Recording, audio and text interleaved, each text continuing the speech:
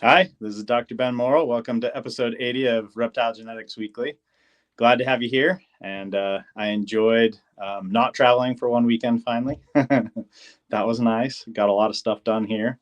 I don't think I've talked about it on here, but I am working towards, maybe we did talk about it a little while ago, but working towards a point where I can have a dedicated space to do recording. So I'm not in different parts of my house, depending on what all the kids are doing and stuff. But anyway, made some progress on that. At some point, still probably at least a couple months away. Hopefully I'll have a dedicated space to record and make that a little easier and not have to set up and take down every time. But but anyway, yeah, and then I'll be traveling again this next weekend. We'll talk about that in the episode. As far as updates, fast testing still going out pretty much every day. In most cases, 1 to 2 business day turnaround when we get your samples here. And sex determination for ball pythons and colubrids is usually run a couple times a week. So that's a 3 to 5 day turnaround. And then the panels, I think we're still going to be about a week and a half out from when we'll get panel results again. But when I have those and I'm starting to prep them, probably next week, I'll be able to give you a little bit more specific time when we'll have the next panel results coming out. And also over the next couple of weeks, maybe it'll take a little bit longer, but hopefully we'll have some more new test information as well. But we've got a lot of that going on too. So lots going, and see that the samples are starting to slow down. People moving out of baby season. So hopefully y'all are kind of catching your breath too. I know it's been busy. And yeah, I think that's all I have. Kayla, how are you doing? Hey, Ben, I'm doing good. And I've decided once we have a dedicated space for you to record, we're going to get you like a proper green screen and we're going to get like pictures of people's snake rooms, like, you know, with them just like working in the background. And we're just going to have that as your background. Just kind of just swap it around. So I have a different snake room every week. Yeah, exactly. You know, just like, oh, I'm in Justin Kobilka's snake room today, you know, so where will Ben show up next? But yeah, I'm doing well. Yeah, I think so. I think people would get creative with the pictures they send in too. So we could have a lot of fun with that. So business stuff, just real quick. A reminder that if you want to get shed testing at a lower price, you can order sheds in bulk. Whether it's ball python mutation, sex determination, or colubrid sex determination. If you order more at once, and you can do it in advance, especially if you're expecting a bunch of clutches this next season, or if your season is this winter, then doing that, then you can get it as low as $15 to $20 per mutation test. Yep. So what you want to do, especially if you have lots that you want to order, just send a list to Sean at raregenic@gmail.com, and he will get back to you with a quote. And so that'll be specifically made for what you need to have done. So it puts the power in your hands to decide what all you need to have done and give you the best deal that we can give you. And as we're moving into, the slower season and colder and then into next year, it's been a really good year, and I'm looking forward to seeing what all we'll be able to do. It's you all really supported us well, and we're very thankful. And so I'm hoping each month that goes by for these next 2 or 3 months, you probably get even better deals from Sean when you get the bulk price ordering. Sean likes to do discounts in wintertime, so you can order those, get the bulk discount from emailing Sean at raregenic@gmail, and also the winter discount. Usually he'll let you stack those up. So definitely take advantage of that. For us, every test that we do, the more volume we have when we're running a test, the better price we can get. So that's why we want to give you a better deal through the slower season. So that keeps our volume more similar through the whole year and be able to do the testing as cheap as we can for everybody. Yeah, definitely.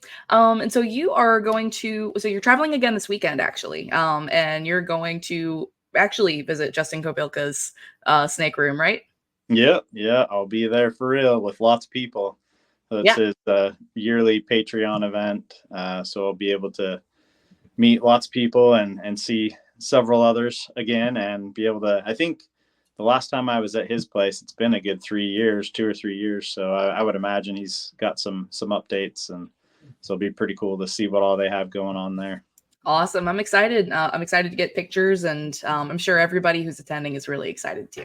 Good stuff. And so for the stuff going on today, did I mute myself? Okay, I didn't mute myself. Awesome. Also, there goes Jay. He's my partner. Bye, Jay. Love you. So we actually have some guests today. So I'm going to go ahead and bring them on. That is Thomi from Inky Cloud's Reptiles. Hi. And returning guest, Dr. Travis Wyman. How's it going? Going good here. Doing well, doing well. Good. Nice. It's always a hint when Travis is on. We're going to talk about some weird genetics stuff. For real, yeah. By the way, Travis. And Tommy's dealing us some interesting stuff we'll get to talk about today. Oh, yeah. But as a primer for it, we're going to get you. Oh, and okay, the banner's just going to cover Travis's face. It's fine. That's fine. So there we go. So we're going to start off and just kind of a warm up for the topic. This is what was originally thought to not be a Partho Clutch from Claymore Royals or Jonathan Mann. So here's the sire. Here is the pairing. You've got a lesser female, a leopard male. And, they have one baby come out that looks pretty bright, but they're thinking that, oh, well, the male might have honey in him based on, him talking to the breeder. And so this baby might be honey. But this pure white snake popped out and they're like, hang on, what's going on there? So, that pretty much confirmed it's a female. A few of the eggs also passed during incubation. They're probably going to send us some picture of those, but apparently they're a little gnarly, so we're not going to show them on YouTube. But, you've got what appears to be a more normal, possibly leopard baby. And then this super lesser, which we genetically tested for him, and that's a super lesser baby. And when you go back to the sire, yeah, very clearly does not have lesser. So yeah, no, that's just a leopard, I think. Yeah. And that was part of what they're thinking is, how do you make a white snake if there's no, lesser in that leopard? And that's why people said, well, maybe he has honey in him, and the honey and the lesser made a white snake. But yeah, has it ever done that? Has it ever done that? Oh, okay, it can. Okay, got it. Yeah, but when we did the testing, the sire was negative for leopard or lesser, and the baby was a super lesser. So that answers that, and it is a female. And the that leopard there is actually, we tested that and a clutch mate also that was leopard, and they're both females that are super leopards. So how about that? More evidence of them being Partho, and so that's another reminder when you're thinking. I still hear people say all the time, if it's Partho, then the babies are going to look just like the mom, and that's not how it works. It's nope. How did you describe it, Travis? A half clone? Half clone. half clone. So if you think about it, normal reproduction, you have an egg and the sperm comes and that fuses, makes an embryo. Well, if there's no sperm getting to that egg apparently in snakes and some other reptiles and other species, that can just double its DNA. So if it is a lesser, so that's just half of an animal here. So one copy of lesser is in there. Then when it doubles, that makes a super leopard. Or if there's no lesser there at all, then when it doubles, then you would have no lesser. And same with leopard. If there's a leopard copy from the dam there, then it would double, and that would give you super leopards. If there's no copy there, then you don't have any leopard at all. And so you're either going to get super leopards or nothing. You're going to get super lessers or nothing, but you're not going to actually get something that looks like the mom, unless it's like a clown pied. Then you would get everything looking like the mom because she's homozygous for clown and pied. So all of her Partho babies would be females that would be clown pieds. So. And we did do a video that talked about I think we used the term half clone in the video or the thumbnail. I'm going to try and link it in here if I don't forget. So future Kayla, don't forget to add that in there so people can watch it. But yeah, thank you, Jonathan, for sending us this, pictures of this really cool situation. Partho clutches are neat. And it's even neater when, they survive and you can see, oh, look at this, look at these snakes that survived being a half clone. So really cool.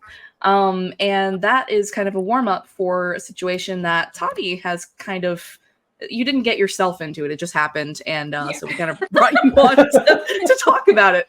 I didn't cook that up as an idea, no. Yeah. Tommy's out there sticking her steaks in the microwave. We know exactly.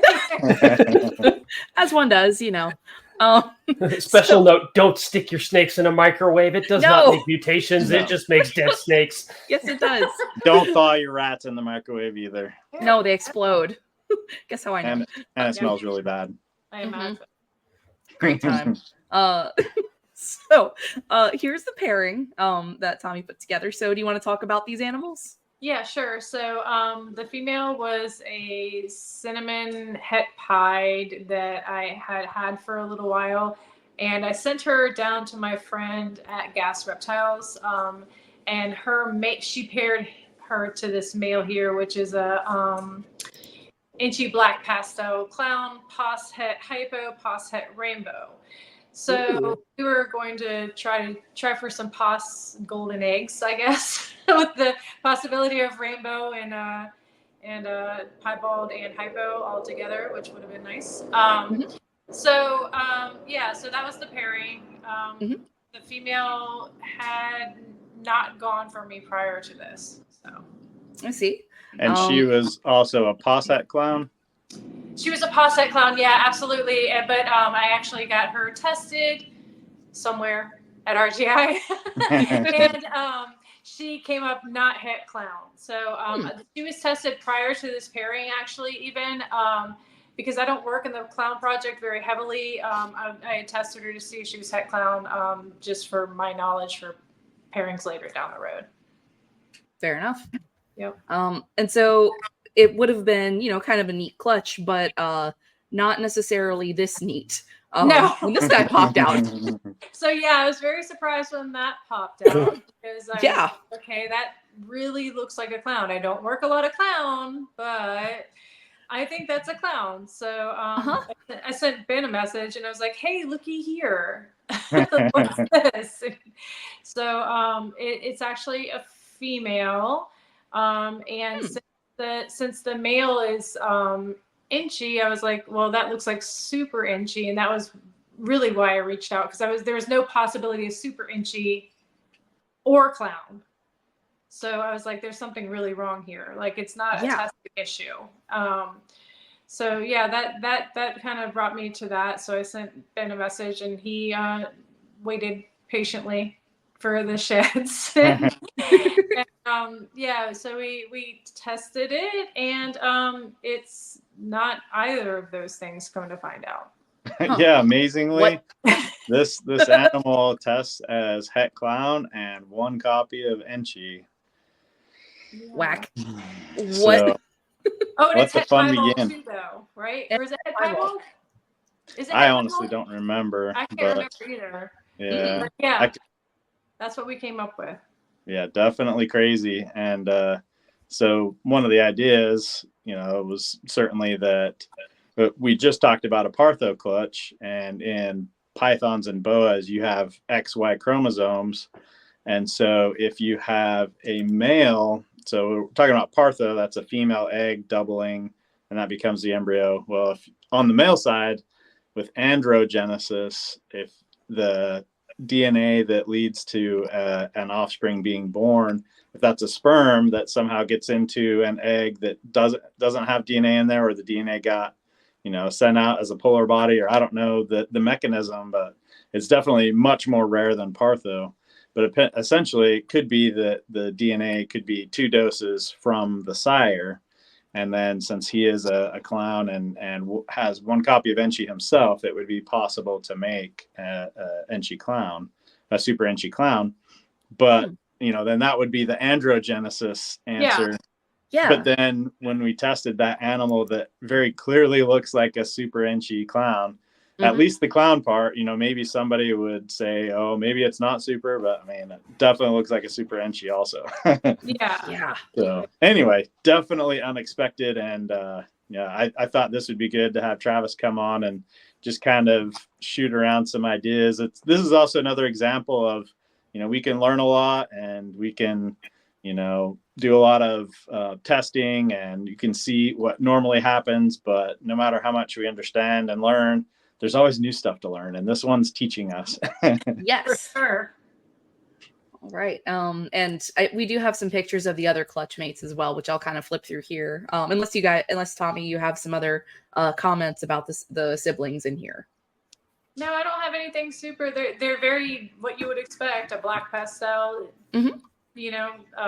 Then Inky cinnamon, maybe Inky black pastel. Hard to know because there's cinnamon and black pastel in the pairing. Yeah. Yep. Same. Same. Yeah. And then this one was weird. I don't know what this one is. This one was definitely weird. It was like bright orange when it came out. So I actually did contact the person who created the male to ask him if they had any orange stream or anything. Yeah. I was like, oh, is that an orange stream Inky? And he said, no, there's no orange stream in it. So that's another weirdo from the same clutch. But like incubation, temperature fluctuations, etc., can cause some weirdness and banding and stuff like that. So that might just be what that is. Okay. Yeah, but it also looks like it could be super Inky. Does it? Mm. With how high the yellow is on the laterals. Yeah. We didn't test anything else because I was like, mostly everything looks fairly as to be expected within. Yeah. Other than that one, so. So interesting, but yeah, no, this little dude. So what do you think, again, Travis? Well, that's a weird one. This is one of those head scratchers. Obviously, it can't be andro if it's testing as a double het, for the genes. There are a lot of very, very out there kind of ideas. So one of them would basically be and total silencing of the chromosome allotment from the female. And so because the female was not a het clown, she would have had a wild type because she wasn't Inky, she was cinnamon. Yeah. It would have been either a cinnamon or the wild type allele there. If both of those chromosomes were silenced such that they weren't allowed to transcribe, then you get no wild type of the protein made. And the only thing that's spit out is the mutant form. So you end up with what appears to be a double homozygous animal. Now, if this animal is het pied as well, that's what I couldn't remember. That kind of shoots that out the window. Yeah. Unless clown and Inky are on the same chromosome and we're just looking at single chromosomal silencing. Do you guys want to did you guys want to pull up the email or the results somewhere real quick? I didn't have an email. I just saw him in person and he had it on a piece of paper. That's why. No. Because I saw him at the reptile show and he was like, wait, look at this. And I'm like, what is that? Yeah. So I can't remember now, honestly, at all. I should be able to pull it up really fast. I'll be able to hear you guys. Yeah, I was at the Charlotte show. Nice. If it was, so while we find out, if it was, the theory that you were talking about, Travis. So in the case where an animal has all of I think you said like the X chromosome or just all the females. It would be, well, it depends. Yeah. If clown and Inky are on the same chromosome, it could just be a single chromosome that is silenced. Okay. If they're not, then that would imply complete haplotype silencing. So everything from the mother is shut down and silenced. Ooh, and both are possible. Both are possible, but we're looking at like ridiculously, stupidly low odds type of thing there. Yeah.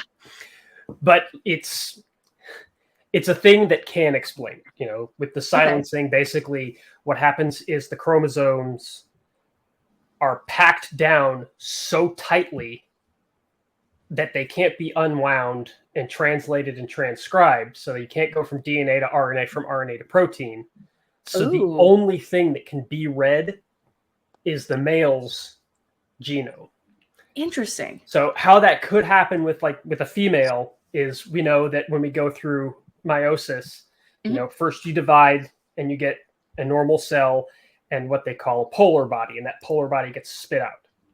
And then that normal cell splits again to give you two haploid cells, one of which moves on to develop and the other one gets set out as a second polar body. If what happens is that second division goes slightly wrong and you end up with everything in the polar body, or you get some of the packaging proteins from the polar body in the main thing, all of the DNA in both the polar body and the main oocyte get compacted down. So you have all the DNA there, but it's packaged so tight that nothing can happen. And then when Ben goes and processes it, the DNA gets completely and totally denatured. So all the proteins and all the stuff that would be packaging it and keeping it down in that locked down tight state, they get broken up. So then it unwinds. And that's how Ben can test it and be like, no, it's got the wild type genes. It has them. It's just that in the animal, they're packaged down so tight that they can't work. So the only the only DNA that's available comes from the male. And that's why it expresses as this, super inchy clown. That's amazing.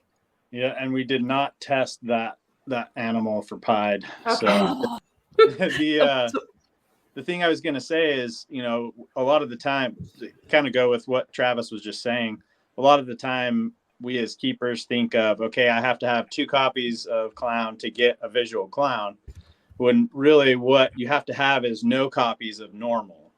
And so what Travis is talking about, if you have 1 copy of clown, 1 copy of normal, but that normal gets silenced somehow by being supercoiled or whatever reason it can't be expressed, then all you see is the clown. Even though there's only 1 copy, that's the only message that's there. And so it will look like a clown. So that is definitely possible. I am pretty confident with what all we've done with clown and Inky that they are on different chromosomes. So it would have to be multiple chromosomes. I'm pretty confident. So yeah, we're still working on the 8-ball, and I'll have an even more definitive answer for that soon. But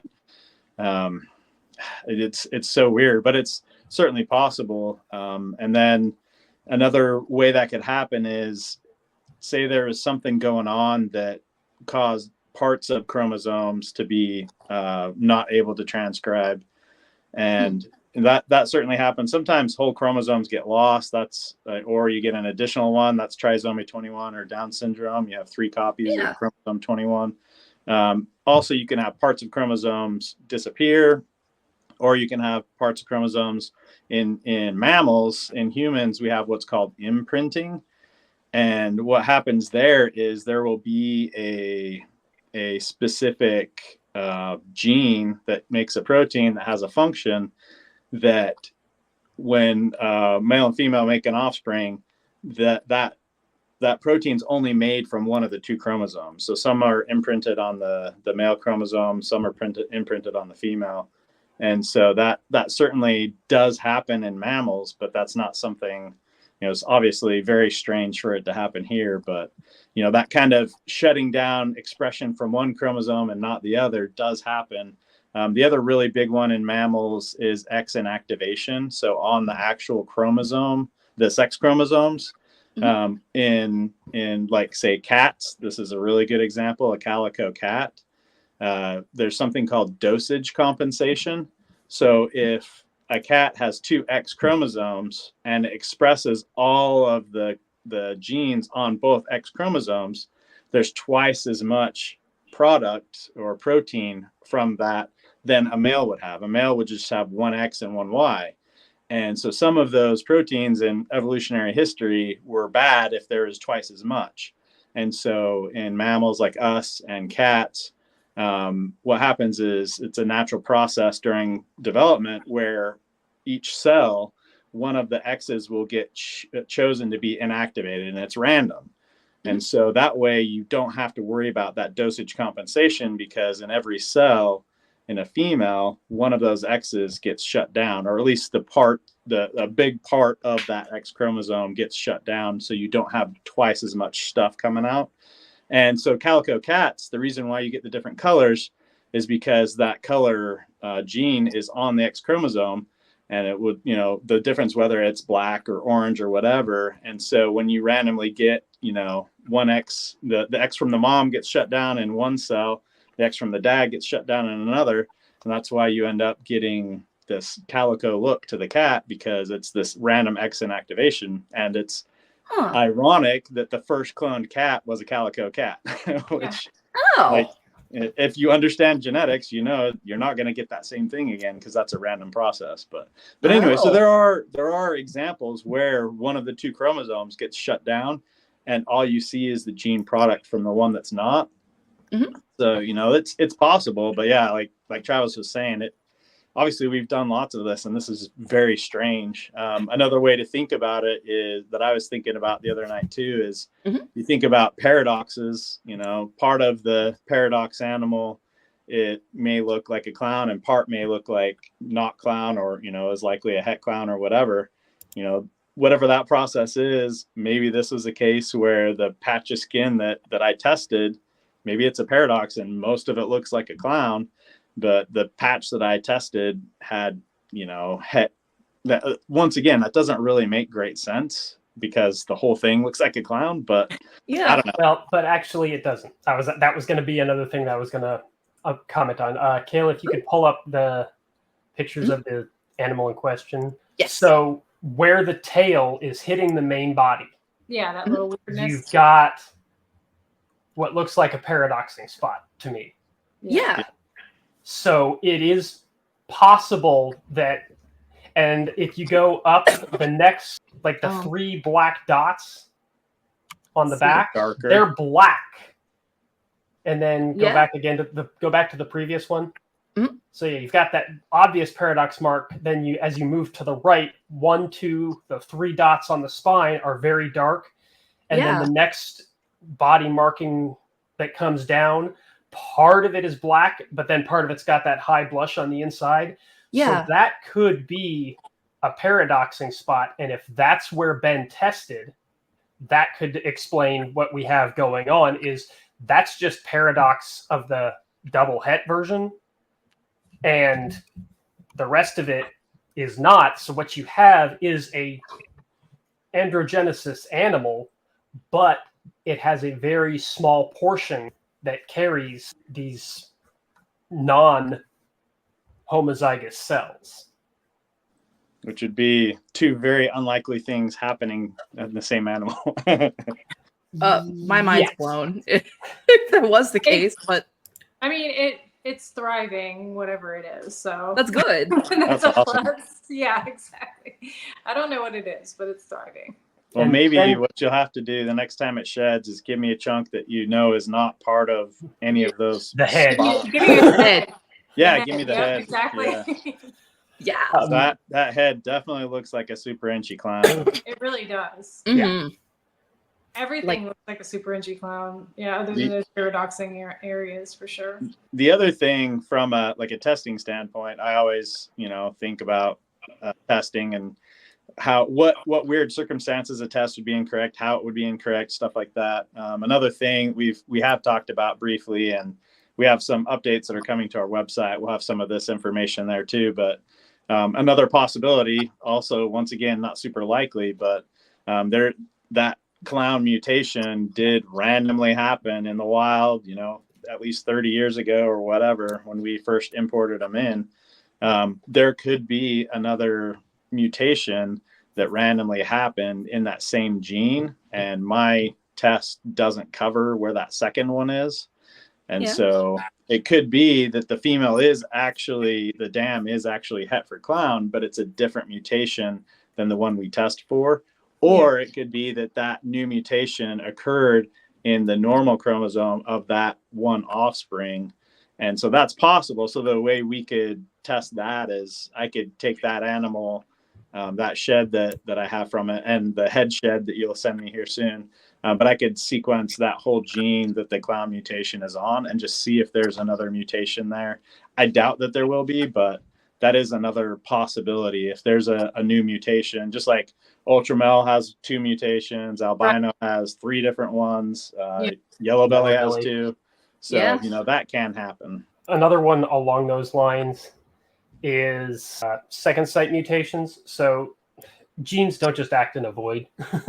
Usually they have other things that are playing with them, like activators and repressors or something. It is possible that there is a mutation not to the clown gene itself, but to a different gene that represses the wild type and isn't repressing the clown mutation, because either where that protein binds is different in terms of sequence for the clown, or more likely in a case like this, if that is the case, where you're dealing with a cis-acting, so something that causes like the DNA to fold back over on itself. And if it's just a second site mutation, it's only working on the chromosome itself. It's not working on the original chromosome itself. It's not acting on the one that came from the sire. And again, these are all spitball ideas. Weird structural changes like this take a lot more to find than just, hey, look, I figured it out by reading the sequence. Found it. Yeah. That makes sense. Ben, with dosage compensation, do you know if anybody's done anything like that in snakes? I'm pretty sure, well, from what I've seen and read, there's not any mechanism for that I've seen. I haven't seen anything either, mostly because we're not dealing with heteromorphic chromosomes in snakes. The X and the Y are so similar that you can't even tell them apart. They're not like what we have in mammalian chromosomes and stuff. But I also know that, like in Drosophila, the dosage compensation is the reverse, where instead of one of the X's being silenced, the Y chromosome or the X chromosome in males is double expressed. Interesting. So if like something caused a similar type situation, perhaps all you're getting is just such an overabundance of the mutant clown gene in that regard.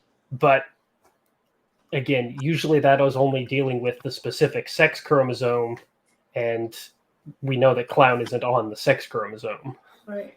Yep. And it wouldn't be both clown and Enchi on the sex chromosome, because Ben has just said that they're not on the same chromosome, and then you'd have a whole bunch of other bizarre factors going on that I'm sure we would see. Yeah, it seems like there's not, like, even so. First of all, as a disclaimer, we're for sure talking about stuff that rarely happens. The vast majority of the time, you all aren't going to see stuff like this. Like, you may, if you hatch out enough clutches, you might have a Partho clutch, but any of the other stuff that we're talking about is super rare.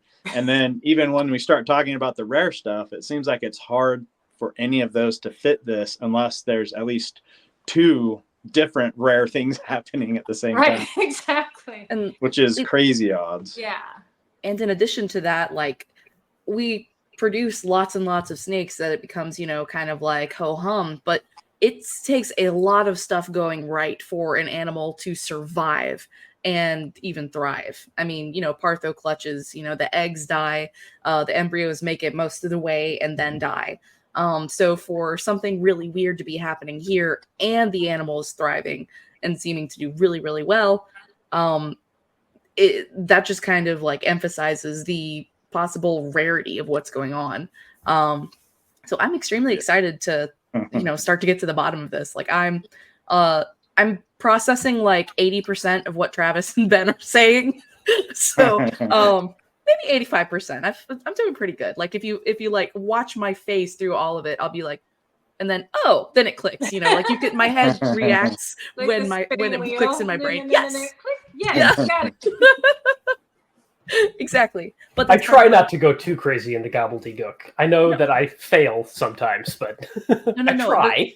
You both do a good job, I think. Of like when you use big words, you also use the same but different hand motions to kind of help have like, you know, Right, little halfway visuals there to help explain it. So I think I think you do good, and usually our audience thinks so too. Of course, if there's anything in particular you guys want us to bring up in the future, let us know in the comments. We'll make an episode out of it. But yeah, and we'll try to answer questions. If you're like, what in the world were you talking about, Ben? You know, I'll try to explain it some more. But yeah, let us know in the comments. And I think definitely it's worth testing the head shed and see if it actually is just a paradox. That simplifies it some, but still is kind of a weird situation, you know. Yeah. I don't know that there's a simple answer to this one, but yeah, not likely. So you're gonna keep it? Right now Patricia has it, and I think she's gonna keep it with Gas Reptile. You met her while we were down there too. Yeah, she's in Texas. Entire clutch right now. Yep, she's in Texas. Yep. So yeah, she has that entire clutch right now. So I believe she's keeping that one, and we haven't really made any decisions about what's going to happen with the rest of the clutch. We're just feeding it and going with it for the time being. Yeah. Fair enough. And I guess one other thing we would learn is maybe androgenesis doesn't work quite the same as Partho, and maybe somehow that does make sense as an androgenic event.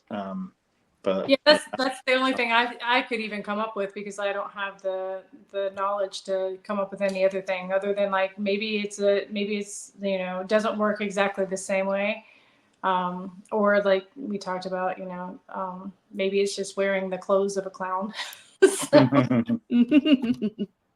Definitely funky. Yeah, put on his clown nose before heading out of the egg. Awesome, because it's so cool.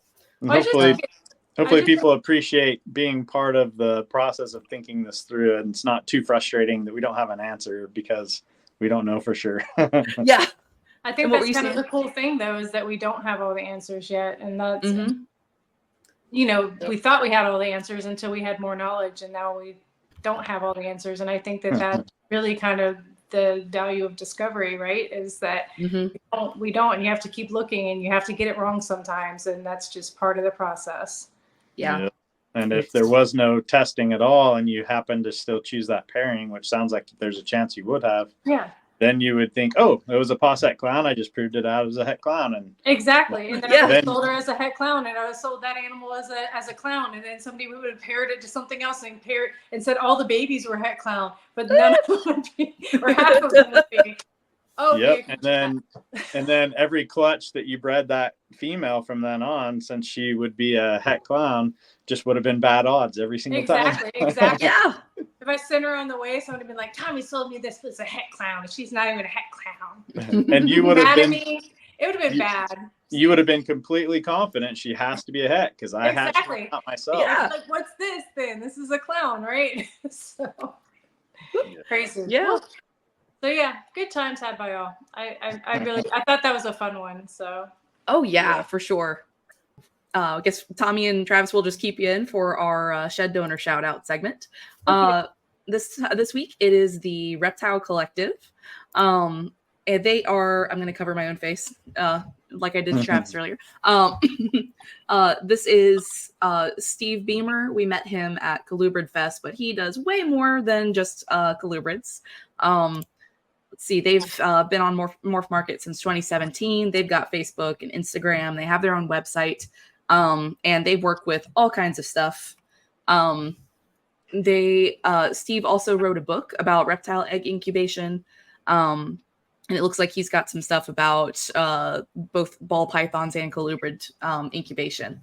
And I love this picture on his Instagram that I just yoinked right before the show of this Cali king a great test to see how hungry your snake is, I guess. I know, like such a king snake move. And I love how they a lot of kings, like they constrict different from other I don't know, like they like spiral it more than other constrictors that kind of just like loop it around in whatever way they want just to squeeze.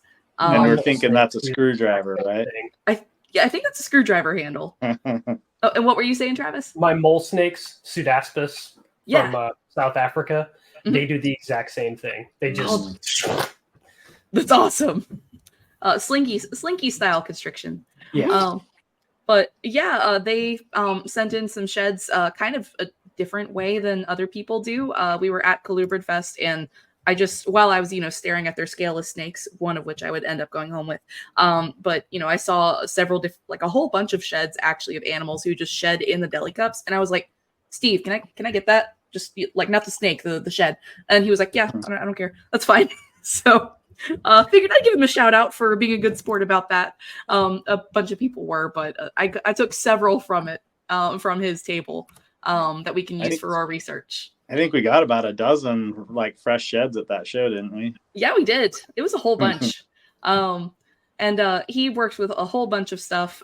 These photos are from his Instagram. Corn snakes, Pituophis.